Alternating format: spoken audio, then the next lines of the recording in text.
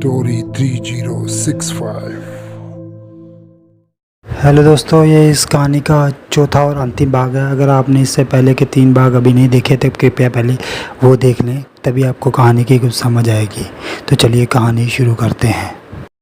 गुरुजी ने कहा, बस अब तो कोई दिक्कत नहीं है बेटी। अगर तुम उस पेड़ से लाई हुई सारी लकड़ियाँ जला देती तो वे शैतान तुम्हारा कभी पीछा नहीं छोड़ता।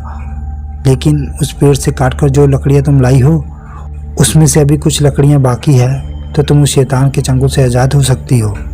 अब तुम वैसा वैसा करना जैसा जैसा मैं कह रहा हूँ। फिर गुरुजी ने कहा, बेटी तुम जितनी भी लकड़ियाँ उस सूखे पेड़ से काट कर लाई हो और उसमें से जितनी भी लकड़ियाँ अब तुम्हारे घर में पड़ी है, वो सब की सब फिर से गट्ठर बांध कर तुम उसी पेड़ के नीचे रखाओ।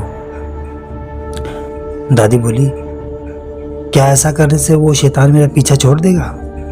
गुरुजी ने कुछ मंत्र पढ़कर भस्म में कागज की पुड़िया में बांध कर दिया। वो दादी को देते हुए बोले, बेटी ये जो भस्म है ना, इसमें से आधी भस्म तुम उस पेड़ की जड़ में डाल देना और आधी भस्म तुम 7 रात सोते समय अपने माथे पर लगाकर सोना। ऐसा करने से वह शैतान तुमसे हमेशा के लिए दूर हो जाएगा। वह दोबारा तुम्हारे पीछे आने की हिम्मत भी नहीं करेगा। दादा दादी ने गुरुजी का आशीर्वाद लिए और उसी सुबह 10 बजे वह तीनों वापस अपने गांव चल दिए। दादी की सहेली के मायके वालों ने पीने के पानी की सुराही और बहुत सारा अच्छा अच्छा खाना उनको सफ़र में खाने के लिए बांध दिया था। बैलगाड़ी पर सवार वो लोग चल पड़े। दादी को मोर पंख से झाड़ा करके बहुत सुकून मिल रहा था। मोर पंख से झाड़ा करने से अला बला दूर होती है, इसलिए सिद्ध पुरुष हमेशा अपने पास मोर पंख का झाड़ू रखते हैं और उनके पास जाने वालों को झाड़ा लगाते हैं। गुरुजी ने दादा दादी और दादी की सहेली को भी झाड़ा लगाए थे। वो लोग सुबह 10 बजे उस गांव से चले थे। पूरा दिन में 4 बार वो लोग रुके, कुछ खाए पिए, बैलों को भी चारा पानी दिए। इसी तरह करते करते सारा दिन बीत गया। शाम भी ढल गई। बैलगाड़ी में लगे लालटेन के रोशनी से दादा रास्ता देखते हुए बैलगाड़ी आगे बढ़ाते जा रहे थे। गांव के रास्तों पर भी लाइट नहीं और घर में भी लाइट नहीं होती थी उस समय में, इसीलिए लालटेन या चिमनी ही लोगों के लिए प्रकाश का एक साधन हुआ करते थे। किसी तरह रात के 9:30 बजे वो लोग आखिरकार पहुंच ही गए अपने गांव में। दादी की सहेली के घर वाले उनके इंतजार में बाहर ही बैठे थे। दादा ने उनको उनके घर छोड़कर अपने घर चले आए। दादी की सास भी अभी जाग रही थी। दादा ने उस औरत को भी उसके घर छोड़ा है जो दादी की देखभाल के लिए उनके घर पर रुकी हुई थी। दादी को उस रात खाना बनाने की ज़रूरत नहीं पड़ी। वैसे भी दादी अब उन लकड़ियों को हाथ तो लगाने वाली नहीं थी। गुरुजी ने बताए थे, बेटी तुम जो लकड़ियाँ सूखे पेड़ से काट कर लाई हो, उस पेड़ से अगर कोई गिरा हुआ कोई एक तिनका भी उठा ले तो वह शैतान उसके पीछे पड़ जाता है। ऐसा खतरनाक है वो शैतानी श्रापित पेड़। पड़ोसन सहेली की मम्मी ने उन्हें जो खाना बांध कर दिया था, उसमें से काफ़ी खाना बचा हुआ था, इसलिए दादा दादी ने वही खाना बिना गिरम कहे ही खा लिए। दादी की सास को तो उनकी गांव वाली औरत ने खाना बनाकर खिला दिया था, इसलिए दादी की सास तो खाना खाकर सोने चली गई। उस रात दादी ने चूल्हा नहीं जलाया, इसलिए किसी ने भी रात को गर्म करके दूध नहीं पिया। दूध पीते या खाना गर्म करते तो वही लकड़ियाँ जलानी पड़ती। वो लकड़ियों को तो दादी अब हाथ भी नहीं लगाना चाहती थी। दादा ने कहा, विद्या मैंने वो सारी लकड़ियाँ गट्ठर बनाकर रख दी हैं। सुबह जल्दी चलेंगे, ये सारी लकड़ियाँ उस पेड़ की है, उसे ढूंढकर ये गट्ठर बनाकर वहाँ रखाएंगे। चलो अब चिंता छोड़ो और चलो सो जाओ। वैसे भी 2 रातों से नींद नहीं मिली है। वो सारा दिन बैलगाड़ी में बैठे बैठे हड्डियाँ ही अकड़ गई हैं। दादी ने हाथ मुंह धोकर अपने कमरे में गई और सो गई। गुरुजी का दिया हुआ भस्म दादी नहीं लगा सकती थी, क्योंकि गुरुजी ने कहा था पहले उस शैतानी पेड़ पर आधा भस्म डालना है, फिर खुद लगाना है। इसलिए वो अगले दिन ही संभव होना था। दादा तो पलंग पर लेटते ही खर्राटे मारने लगे। दादी भी कुछ देर बाद सो गई। रात गहराती जा रही थी। जैसे जैसे समय ढलेगा वैसे वैसे डर बढ़ेगा। जो होने में लिखा है वो तो होकर ही रहेगा। आधी रात बीत जाने के बाद दादी के गाल को किसी ने छुआ। दादी गहरी नींद में थी, पर उन्हें किसी की गरम गरम सांसें अपने चेहरे पर महसूस हो रही थी। दादी ने सोचा दादाजी होंगे, इसलिए दादी आराम से सोती रही। फिर दादी को ऐसा लगा जैसे कोई उनके बालों को खोलकर पलंग से नीचे लटका कर सहला रहा है। सांप की तरह कोई हाथ उनके बदन पर रेंग रहा है। दादी नींद में बोली, जाओ ना, मुझे सोने दो जी। कहते हुए दादी ने उस हाथ को पकड़कर परे कर दिया। लेकिन जब दादी को महसूस हुआ वह हाथ दादाजी के हाथों से दुगना है और बिल्कुल बर्फ की भांति ठंडा हाथ है, तो दादी ने घबरा कर आंखें खोली। सामने देखकर दादी जोर से चीखने लगी और अपने हाथ पैर पूरी तेजी से उस पर चलाने लगी। दादी के ऊपर एक बहुत भयानक, बहुत ऊंचा लंबा काला साया झुका हुआ था। उसकी बिल्कुल सफ़ेद आंखें थी। वह दादी को खा जाने वाली नज़रों से देख रहा था। उस भयानक काले साये के मुंह से काली, बहुत ही बदबूदार लार टपक रही थी। दादी के लगातार चीखने से भी दादाजी की नींद नहीं खुली, तो दादी ने दादा को पलंग से नीचे धक्का दिया। दादा धड़ाम से पलंग से नीचे ज़मीन पर गिर पड़े।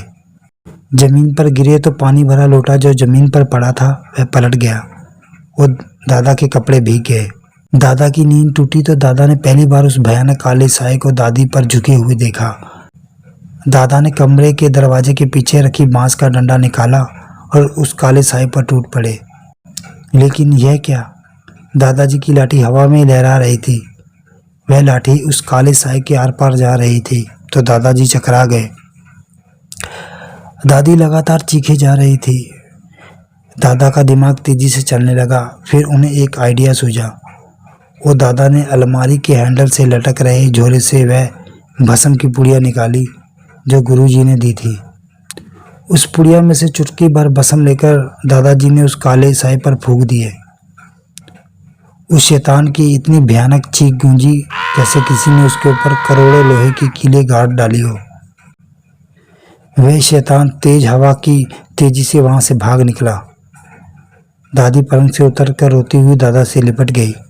उस रात पहली बार दादा को दादी की बात पर विश्वास हुआ कि भूत प्रेत, शैतान, चुड़ैल, पिशाच, डायन, डाकनी आदि का भी इस दुनिया में अस्तित्व है।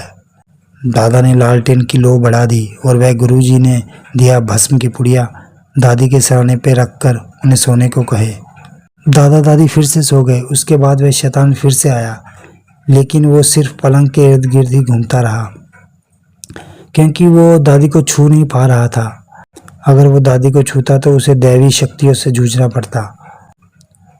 इसलिए वो शैतान पूरे घर में काले बादल जैसा मंडराता रहा और जब तक सुबह 4 बजे मुर्गे ने बांग नहीं दी तब तक वो शैतान घर में हवा के बवंडर की तरह घूमता रहा। सुबह 4 बजे दादा दादी जाग गए। दादी ने घर आंगन झाड़ू वगैरह से सब साफ किया। फिर स्नान करके गेहूं पीसने हाथ चक्की लेकर बैठ गई। वो लोग रोज 2 किलो गेहूं पीसते थे। तीनों के लिए सुबह से रात तक 3 बार की रोटियां बनती थी। दादा ने तब तक पानी भरकर बावड़ी पर ही नहा आए। फिर दादा पूजा पाठ करने लगे और दादी ने तब तक और जो जरूरी काम थे वे भी निपटा लिए। अब रोटी तो उस लकड़ी से बनानी नहीं थी, इसलिए दादा ने पड़ोस से थोड़ी लकड़ी मांग कर लाए। एक बार तो चाय नाश्ता बनाने में वह लकड़ी चल जानी थी। दादा ने उस लकड़ी से चाय नाश्ता बनाए और तीनों ने साथ मिलकर चाय पराठे खाए। चाय नाश्ता हो जाने के बाद सुबह का उजाला हो चला था। दादा दादी और अम्मा ने चाय नाश्ता करने के बाद वो दोनों उस शैतानी पेड़ की लकड़ी के गट्ठर को उठाकर गांव के बाहर जंगल की ओर बढ़ गए। वो लोग चलते चलते जंगल से काफी दूर पहुंच चुके थे। दादी को तो रास्ता भी कुछ याद नहीं था, क्योंकि वो पहली बार तो उस जंगल में गई थी। आते समय तो वो खुद ही रास्ता भटक चुकी थी। दादा ने बोले, ठीक है विद्या, हम इस लकड़ी के गट्ठर को यहीं पर छोड़कर पहले उस पेड़ को ढूंढते हैं। जिसकी लकड़ी तुमने काटी थी। फिर दादी ने वे गट्ठर वहीं छोड़कर उस गट्ठर को एक पेड़ की झूलती लताओं के साथ बांध कर लटका दिया और आगे चल पड़े। दादा ने एक ऐसे पेड़ की तलाश शुरू की जो काफी बड़े और सूखे हुए थे। उन्हें ऐसा कोई पेड़ नहीं मिला। तभी दादी को याद आया कि वो पेड़ एक पानी के बड़े से गड्ढे के पास है। पानी भरा गड्ढा ढूंढते ढूंढते वो लोग जंगल के दूसरे छोर पर पहुंच गए थे। दादा की नजर एक बड़े से गड्ढे पर पड़ी। उन्होंने दादी को आवाज देकर पास बुलाए और वो पानी भरा गड्ढा दिखाया। दादी फटाफट पहचान कर बोली, हाँ हाँ, यही है वो गड्ढा। इसके बिल्कुल सामने ही था वो सूखा पेड़। वो दोनों सामने की तरफ चल पड़े। बहुत बार चक्कर लगाने के बाद आखिर उन्हें वो पेड़ मिल ही गया। दादी को तो किसी रास्ते की पहचान नहीं होती थी, लेकिन दादा तो एक बार में कोई भी रास्ता याद रखते थे जहाँ वो कभी गए भी ना हो। दादा वहाँ से वापस उस जगह आए जहाँ पेड़ की लताओं से उन्होंने वो श्रापित लकड़ियों का गट्ठर लटका कर रखा था। दादा ने वह गट्ठर उस पेड़ के नीचे रख दिया और कमर में बंधे गमछे से वह पुड़िया निकाली जो गुरुजी ने उन्हें उस लकड़ी पर डालने के लिए दिए थे। दादा ने वह पुड़िया दादी को थमाते हुए कहा, विद्या, अब तुम करो ये काम, क्योंकि यह मामला तुम्हारे और इस पेड़ के बीच का है। दादी ने वह पुड़िया खोली और उस पेड़ और उस लकड़ी के गट्ठर पर छिड़क दिया। वह भस्म उस पेड़ और लकड़ी के गट्ठर पर पड़ते ही अचानक वहां तेज तेज आंधी चलने लगी। आंधी ऐसे चल रही थी जैसे प्रेतों को बड़ा सा झुंड आपस में लड़ाई कर रहा हो। दादा दादी ने जरा भी देर वहां रुकना ठीक नहीं समझा और वहां से भागने लगे। पीछे उस पेड़ से कई भूतों के चिंगाड़ने की आवाजें आ रही थी। दादी ने पीछे पलट कर देखा तो वो दंग रह गई, क्योंकि उन लकड़ी के गट्ठर और उस सूखे पेड़ में आग लग चुकी थी। वो धूं कर वह जलने लगा था। दादा दादी फटाफट वहां से भागे। उस पेड़ और उस गट्ठर से ऐसी भयानक आवाजें आ रही थी जैसे कई सारे लोग भीषण आग में जल रहे हों। दादी ने आधी भस्म पहले निकाल कर घर में रख ली थी।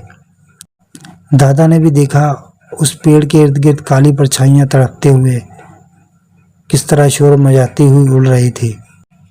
वह नज़ारा देखते हुए दादाजी सोच रहे थे कि वाकई भूत प्रेत जिन चुड़ैल ये सब होते हैं और हम उनके अस्तित्व को झुठला नहीं सकते। दादा दादी बहुत देर तक दौड़ते रहे। जब गांव की सरहद नजर आई तब वो दोनों रुके।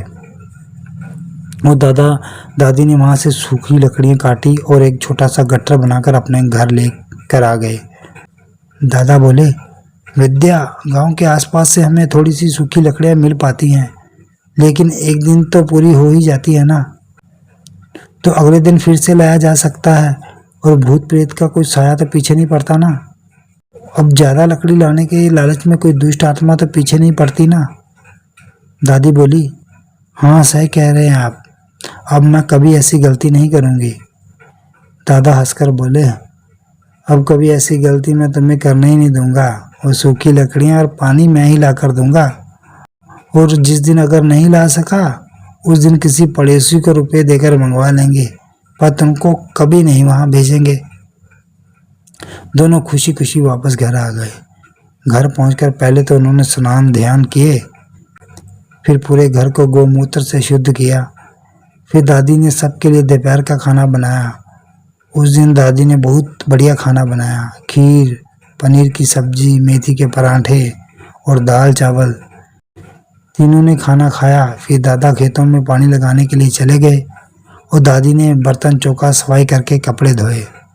थोड़ा आराम करने के बाद दादी ने शाम की चाय बनाई। तब तक दादा भी खेत से आ गए थे। सबने साथ मिलकर बैठकर चाय पिए। फिर दादी ने रात का खाना बनाया और रात का खाना बनाकर उन्होंने खाए और गर्म दूध का गिलास पीकर दादी ने गुरुजी का दिया हुआ रक्षा भस्म माथे पर लगाया और सुकून से सो गए। उस रोज से सारा तूफान शांत हो चुका था। उस रात दादी आराम से चैन की नींद सोई। उस दिन के बाद दादी को कभी भी कोई तकलीफ नहीं दी किसी साए ने।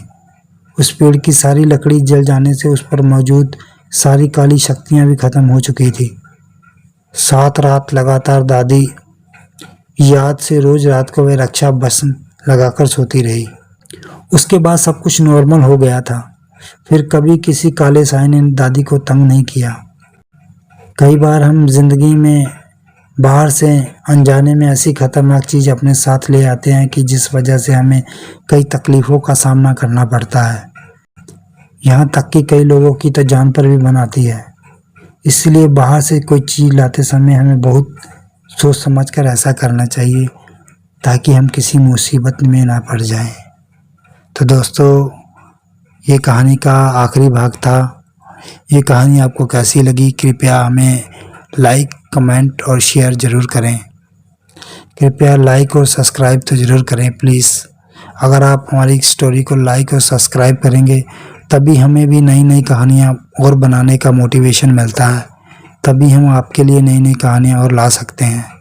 कृपया हमारे चैनल को सब्सक्राइब और लाइक ज़रूर करें। धन्यवाद। Take care. मिलते हैं अगली नई कहानी में। तब तक के लिए गुड बाय।